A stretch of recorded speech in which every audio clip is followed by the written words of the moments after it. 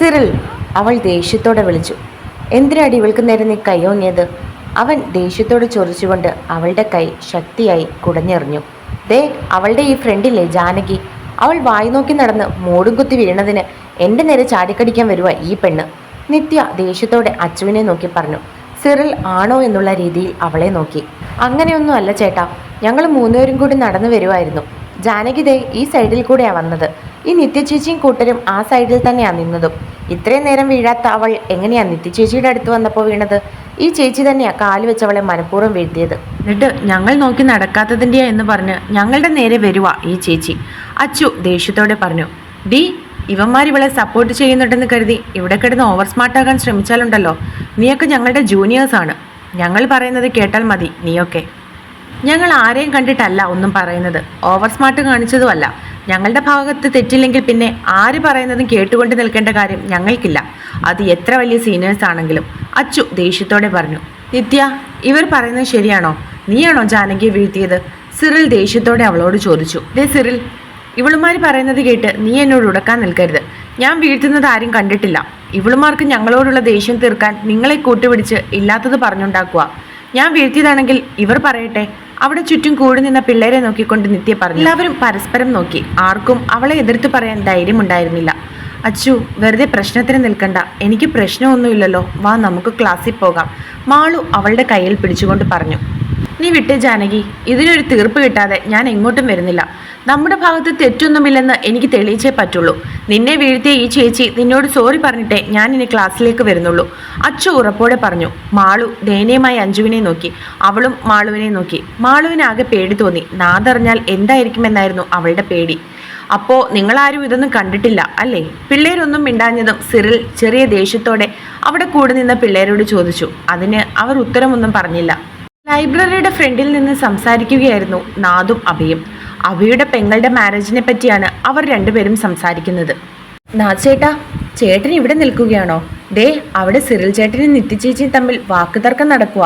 അങ്ങോട്ട് വന്ന ഒരു പെൺകുട്ടി നാദിനെ നോക്കി പറഞ്ഞു. സിറിലോ? നിത്യയായിട്ടോ? എന്താ കാര്യം? നാദ് സംശയത്തോടെ അവളോട് ചോദിച്ചു. ആ കുട്ടിയില്ലേ ജാനകി, ആ കുട്ടി വരാന്തയിൽ വീണു. അത് നിത്യചേച്ചി കാല് വെച്ച് വീഴ്ത്തിയതാണെന്നാണ് ആ കുട്ടിയുടെ ഫ്രണ്ട് പറഞ്ഞത്.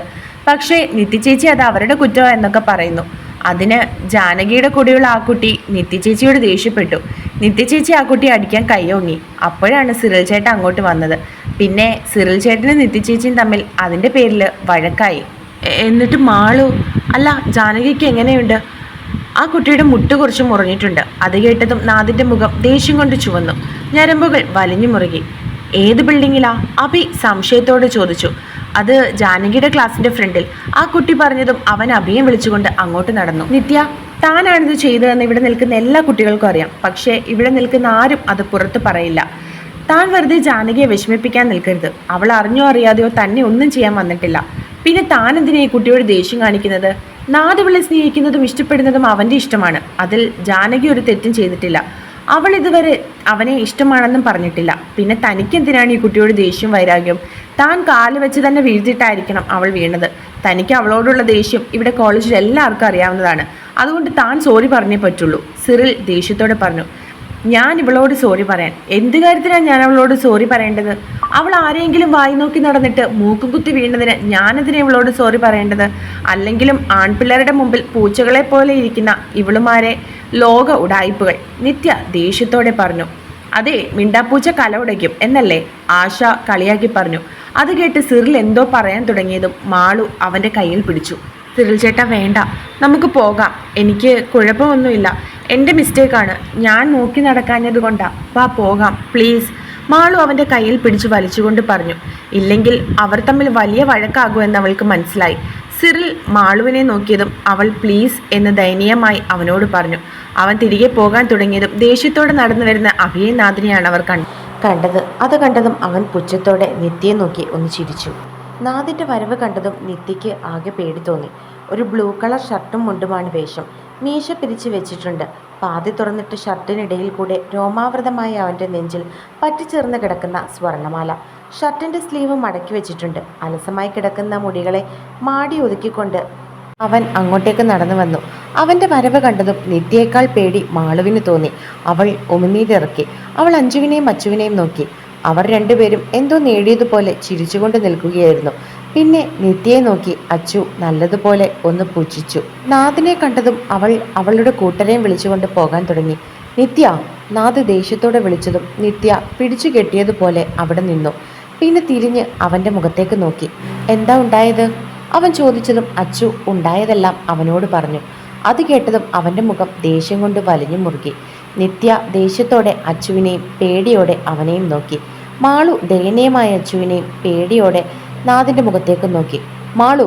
അവൻ ദേഷ്യത്തോടെ വിളിച്ചതും മാളു ഞെട്ടി. അർച്ചന പറഞ്ഞത് സത്യമാണോ? അവൻ മുണ്ട് ഒന്നുകൂടി മടക്കി കുത്തിക്കൊണ്ട് ചോദിച്ചു. അത് പിന്നെ അവൾ എന്തു പറയണമെന്ന് അറിയാതെ കുഴഞ്ഞു. വാ തുറന്ന് പറയടി, നാദ് ദേഷ്യത്തോടെ പറഞ്ഞതും മാളു കണ്ണുകൾ നിറച്ചു. പിന്നെ കുനിഞ്ഞു നിന്നു. മാളു! അവൻ വീണ്ടും ദേഷ്യത്തോടെ വിളിച്ചതും അവൾ തല ഉയർത്തി അവൻ്റെ മുഖത്തേക്ക് നോക്കി. ഇവൾ പറഞ്ഞതൊക്കെ സത്യമാണോ എന്ന്? നീ കാല് തട്ടി വീണതാണോ? അവൻ ദേഷ്യത്തോട് ചോദിച്ചതും അവൾ ഞെട്ടി ആണെന്ന് തലയാട്ടി. അച്ചു ദേഷ്യത്തോടെ നിത്യയെയും കൂട്ടരെയും നോക്കി. അവർ തിരികെ മാളുവിനെയും അച്ചുവിനെയും നോക്കി. നാദ് ദേഷ്യത്തോടെ നിത്യയുടെ അടുത്തേക്ക് പോകാൻ പോയതും മാളു അവൻ്റെ കയ്യിൽ പിടിച്ചു. വേണ്ട പ്ലീസ്, അവൾ കയ്യിൽ പിടിച്ചുകൊണ്ട് പറഞ്ഞതും അവൻ ദേഷ്യത്തോടെ അവൾ പിടിച്ചിരുന്ന കൈകളിലേക്കും അവളെയും നോക്കി. ആ നോട്ടത്തിൻ്റെ അർത്ഥം മനസ്സിലായതും അവൾ കൈകൾ എടുത്തു. അവൻ ദേഷ്യത്തോടെ നിത്യയുടെ അടുത്തേക്ക് നടന്നു. സിറിൽ ചേട്ടാ, വേണ്ടെന്ന് പറയ്, എനിക്ക് കുഴപ്പമൊന്നുമില്ല, പ്ലീസ് ഒന്ന് പറ, അവൾ സിറിലിൻ്റെ കയ്യിൽ പിടിച്ചുകൊണ്ട് പറഞ്ഞു. മോളെ, ഞാൻ പറഞ്ഞ അവൻ കേൾക്കില്ല. ഇപ്പോൾ എന്തേലും പറഞ്ഞുകൊണ്ട് ചെന്നാൽ എനിക്കും കിട്ടും. അവൻ ചെന്ന് ചോദിച്ചിട്ട് വരട്ടെ, അവൾ എന്താ പറയുന്നതെന്ന് നോക്കാം, സിറിൽ അവളോട് പറഞ്ഞു. അവൾ ദയനീയമായി നാദിനെ നോക്കി. നിത്യ, എന്താ ഇതൊക്കെ? നീയാണോ അവളെ വീഴ്ത്തിയത്? നാദ്, നീയെങ്കിലും എന്നെ ഒന്ന് മനസ്സിലാക്കണം. ഞങ്ങൾ അവിടെ വെറുതെ ആർട്സിനെ പറ്റിയൊക്കെ സംസാരിച്ചു കൊണ്ടിരുന്നതാ. അപ്പോഴാ ജാനകിയും ഈ പിള്ളേരും ഇങ്ങോട്ട് വന്നത്. അബദ്ധവശാൽ ഞങ്ങളുടെ അടുത്ത് എത്തിയപ്പോഴാണ് ഈ കുട്ടി വീണത്. അതിന് ഞങ്ങൾ എന്താ ചെയ്യാ നാഥ്? അപ്പോൾ ദേ ഈ അർച്ചന പറയുക ഞങ്ങളാണ് ആ കുട്ടിയെ വീഴ്ത്തിയതെന്ന്, റിവഞ്ച് തീർക്കുവാണെന്ന്. ഞങ്ങളല്ല നാഥ് അത് ചെയ്തത്. എനിക്ക് ജാനകിയോട് ഒരു റിവഞ്ചും ഇല്ല. ഞാൻ അതൊക്കെ അന്നേ മറന്നു. പിന്നെ ഞാനെന്തിനാ ഈ കുട്ടിയോട്? നിത്യ നിഷ്കളങ്കമായി അവനോട് പറഞ്ഞു. മാളു! അവൻ ദേഷ്യത്തോടെ വിളിച്ചതും അവൾ ഞെട്ടി. പിന്നെ അവനെ നോക്കി. ചെല്ലു ജാനകി, അഞ്ജു അവളോട് നാദിൻ്റെ അടുത്തേക്ക് ചെല്ലാൻ പറഞ്ഞു. അവൾ ചെറു പേടിയോടെ അവൻ്റെ അടുത്തേക്ക് ചെന്ന് നിന്നു.